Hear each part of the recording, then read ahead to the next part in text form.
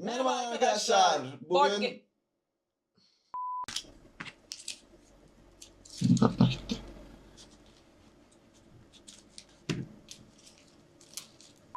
Tamamlayalım. Tamamladıklarımızdan 5. Kendi de kendi koyuyor.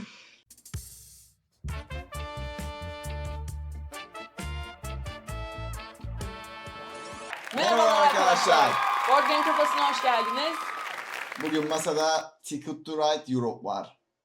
Instagram'da hangi oyunu öğrenmek istersiniz diye sorduk. En çok 5 milyon civarında falan Ticket to Ride cevaplandı. O yüzden sizin için bugün bu oyunu detaylıca anlatıyoruz. Ticket to Ride Europe oyunu 2 ile 5 kişi arasında oynanabiliyor. 1 saat sürüyor. Bunu biz başlangıç oyunu olarak da önermiştik. Çünkü kolay öğrenilebilir ve kolay oynanabilir bir oyun. Arkadaşlarla oynanabilen keyifli mi? Arkadaşlarla oynanabilir, keyifli bir oyun. Bu oyun bir rota inşa etme ve kart yönetme oyunu. Oyunda amacımız Avrupa şehirlerini elimizdeki tren vagonlarıyla bağlayarak en yüksek puanı almak. Kutuda bir Avrupa haritası var. Elimizde şöyle tren vagonlarımız var. Herkeste 45 tane. 3 adet istasyonumuz var. Oyunu oynayabileceğimiz kartlarımız, küçük biletlerimiz ve uzun biletlerimiz var. Bunları daha sonra detaylı anlatacağız. Şimdi gelelim oyunun kurulum aşamasına. Her oyuncu oyuna 45 vagon, 3 istasyon, bir de Skorpiyonuyla başlıyor. Skorpiyonları başlangıç noktasına yerleştiriliyor. Board masanın ortasına yerleştiriliyor. Burası çekme destemiz. 5 tane açık vagon kartı ve çekme destesi, bütün vagon desteleri buraya konuluyor. Bir köşeye Avrupa Ekspresi kart destemiz konuluyor. Kısa biletlerimiz gene haritanın bir köşesine konup uzun biletler dağıtıldıktan sonra oyunun kutusuna geri dönüyor. Her oyuncuya 4 tane bilet dağıtılıyor. 3 tanesi kısa, bir tanesi uzun olmak kaydıyla. Ve her oyuncu bu biletlerden minimum 2 tanesini oyuna başlamadan elinde tutmak zorunda, karar vermek zorunda. İsterse 4 tanesini de tutabilir, 3 tanesini de tutabilir ama minimum 2 tanesi elde kalmak zorunda. Nedir bu rota biletlerinin anlamı? Burada iki şehri birbirine bağlayan işaretler göreceksiniz. Bu oyun sonuna kadar sizin harita üzerinde birbirine bağlamanız gereken şehirleri temsil edecek. Bağlayabilirseniz artı puan üzerinde yazan, bağlayamazsanız üzerinde yazan eksi puan alacaksınız. Her oyuncuya 4'er tane vagon kartı dağıtarak başlıyoruz.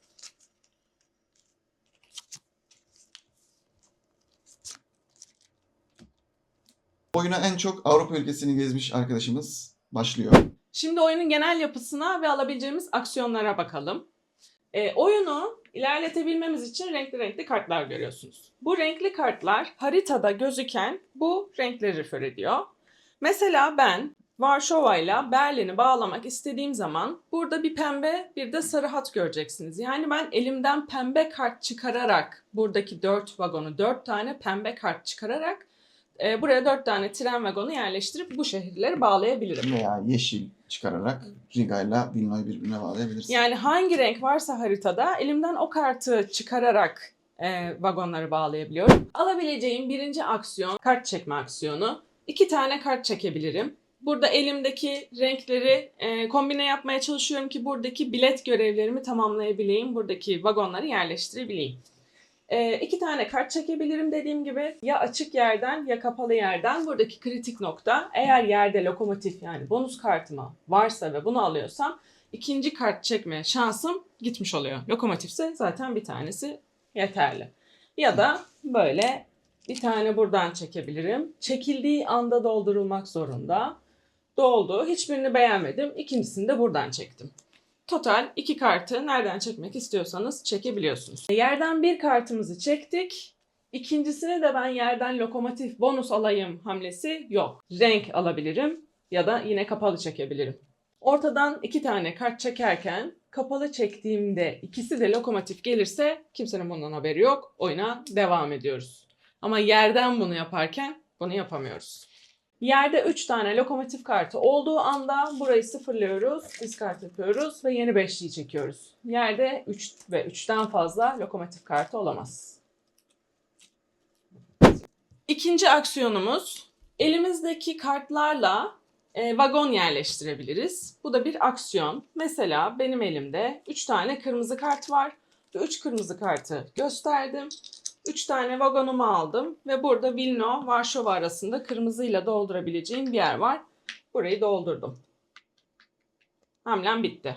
Bunlar discard oldu. Oyundaki 3. aksiyonumuz bilet çekme aksiyonu. Ben oyunun en başında aldığım görevlerimi tamamladım veya tamamlamaya yakınım veya hiç tamamlayamıyorum. Yeni görev çekebilirim. Burada kenardan kaç taneydi? 3 tane. 3 tane görev çekiyorum. En az bir tanesini elimde tutmam gerekiyor. Yani çektim, beğenmedim, hepsini attım yok. Bir tanesini alıyorsunuz. En az bir tanesini. Geri kalanları discard yapıyorsunuz. Ve Sıranız bitiyor. Aksiyon bu kadar. 4. aksiyonumuz ise tren istasyonu koymak. Tren istasyonu ne anlama geliyor? Ben bir rotayı çiziyorum ama araya başka bir arkadaş girdi. Artık o rotamın alternatifi de yoksa... Mesela örneğin ben bu yolu takip ediyor olayım. Viyana'ya ulaşmak zorundasın mesela. Hatta şöyle de koydum. Aslında bağlamıştım bir kısmını ama kırmızı gelmiş çökmüş benim burama. Ben artık burayı bağlayamıyorum. Ben buraya elimden bir tane kart vererek tren istasyonumu koyabilirim. Burada istasyonum varsa artık bu rotada, yani bir istasyon bir rotayı açıyor. Bu rota artık benim sayılabilir. Yani bu tren istasyonu aktif anlamına geliyor. İkinci tren istasyonunu koyacaksam 2 tane aynı renkten kart discard ediyorum. 3. istasyonumu da koyacaksam 3 tane aynı renkten kart discard etmem gerekiyor. Bu da sadece bir aksiyon. İstasyonumu koydum, aksiyonum bitti. Şimdi gelelim bazı özel kurallara. Daha çok haritada göstereceğim bunları. Haritada göreceğiniz üzere renkli olanlar haricinde bazı gri, tırtıklı ve bazı üzerinde lokomotif işareti olan hatlar var. Bu hatları inşa edebilmemiz için bazı özel kurallara uymamız gerekiyor. Nedir bu özel kurallar? Eğer üzerinde lokomotif olan gri bir hattı kurmak istiyorsak, mesela görevimizde varsa ve o yoldan gitmemiz gerekiyorsa, en kısa o yol olduğuna karar verdiysek, her neyse bir şekilde orayı inşa edeceksek, bu şu anlama geliyor. Bir tane lokomotif kartı, nedir o kart?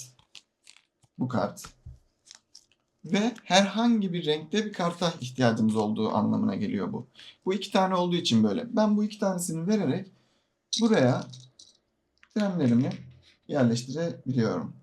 Veya daha uzunsa şu şekilde şu 3 kartı vererek şuraya trenlerimi yerleştirebiliyorum. Bu yeşil olmaz, kırmızı olur. Kırmızı olmaz, turuncu olur. O artık sizin seçiminize bağlı. İkinci özel kuralımız şöyle, etrafında da göreceğiniz üzere tırtıklı hatlar. Burası dağ deldiğimiz veya bir geçit açtığımız, tünel açtığımız anlamına gelen hatlar. Burayı inşa etmek istiyorsak üzerinde gördüğümüz rengi, burası siyah, burası beyaz. Başka ne renk var? Başka bir renk var mı? Renksizler var genelde. Renksizler, gri olanlar var. Her neyse. Varsayalım ki burayı delmeye karar verdik. Ve elimizde de 3 tane beyaz kart mevcut.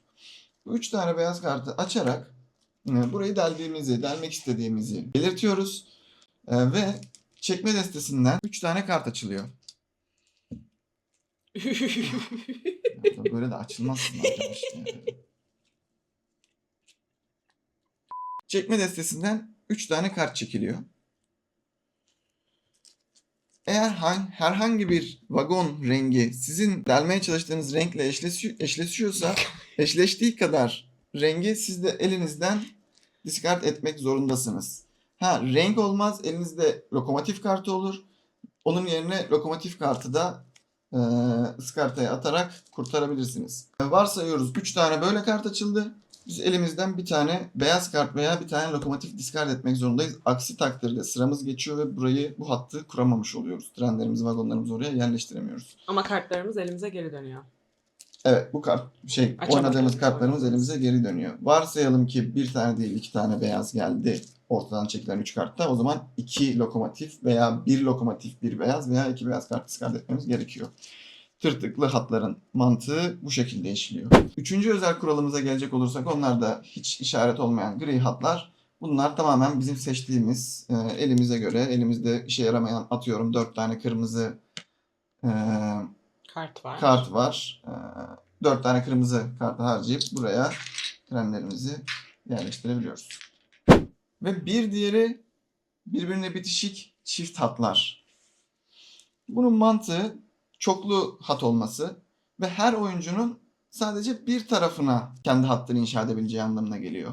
Yani atıyorum ben burayı daha önceden inşa ettikten sonra kırmızı oyuncu olarak başka bir tekrardan 4 tane daha mavi verip burayı da inşa edemiyorum. Burası tamamen başka bir oyuncuya ayrılmış bir hat. Şimdi oyunu birkaç tur akıtalım. Hem oyunun akışı nasıl, hem hamlelerimiz, aksiyonlarımız nasıl Herkes daha iyi hakim daha iyi olsun. aktarabilmiş olalım. Oyuna en çok Avrupa'yı gezen arkadaşımız başlıyor. Öyle Sen yazmışlar baş. kulak kitapçığına valla. Öyle yazıyor. O yüzden sen O başlıyorsun. yüzden şimdi ben ilk dağıtılan 4 tane görev biletimden minimum 2 tanesini elimde tutabilirim. İstiyorsam 4'ünü de tutabilirim. Şunu Ben 2 tanesini attım. 2 tanesini elimde tutuyorum. ve bunu elimde tutmayı tercih ediyorum. Şimdi oyuna başlıyorum. Şu iki turuncuyu mu alsam diye. Bir tane turuncu aldım. Bir de bu turuncuyu alıyorum. Buralar yenileniyor. Sıra sende. 2 tane kapalı kart çekiyorum ben. Bu arada oyunda istediğiniz kadar kart olabilir elinizde. Sınırı yok. Toplayabildiğiniz kadar toplayıp en son oynamayı da tercih edebilirsiniz ama dediğim gibi rotayı başkası kaparsa sizden önce öyle bir riski var. Ben de şu lokomotifi alayım. Lokomotif Bu kadar. aldığım için ikinci kartı çekemiyorum. Ben 2 tane daha çekeyim, hadi sonra yapacağım hamlemi. Tamam. Tamam mı? Tamam. O zaman ben şöyle oynamayı tercih ediyorum. Şu iki turuncuyu ödeyerek Vilno ve Kiev'i gri olduğu için istediğim iki aynı renki verip yapabilirim. Birbirine bağlıyorum. Bitti turun. Turum bitti. Bunlar diskart oldu. Hadi ben de o Sıra zaman sende. bir tane tünel deleyim de iyice anlaşılmış olsun bu. Erzurum'la Soçi'yi bağlayan üçlük hattı kırmızıyla açıyorum. Soğuk olur oralar. 3 tane aç. Delmeli. Gelmedi. Hiç kırmızı gelmediği için Hiç kırmızı başarılı gelmediği bir için şekilde deldim. delindi. Bunlar diskart oluyor. Şimdi sıra bende. Ben bir kart ortadan çekmek istiyorum. Diğerini de ortadan çekmek istiyorum. Evet. 2 tane aldım ben de. Sıra bende herhalde. Yes. O zaman ben şu pembeyi aldım.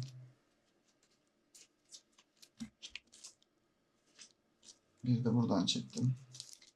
Sıra sende. O zaman yine bir hamle göstermiş olayım. Netleşsin. Soçi ile Sivastopol arasındaki lokomotifli deniz Feribot. yerini bağlayacağım. Feribotlu. O yüzden bir tane lokomotif verdim. Bir tane de gri oldu. Şu istediği kart. İstediğim kartı kullandım. Onlar da Erzurum Sivastopol arası İsterse. bağlandı. gibi. Evet. Sen de bir Hadi şey ben de- göster bitsin. 2 kırmızı 2 lokomotif verdim. Bükreş'le Kiev'i birbirine bağladım. Lokomotifleri istediğimiz renk vagon yerine de kullanabiliyoruz. Sadece işaret yerlere değil. Oyun böyle devam ediyor. Hatlar kuruluyor.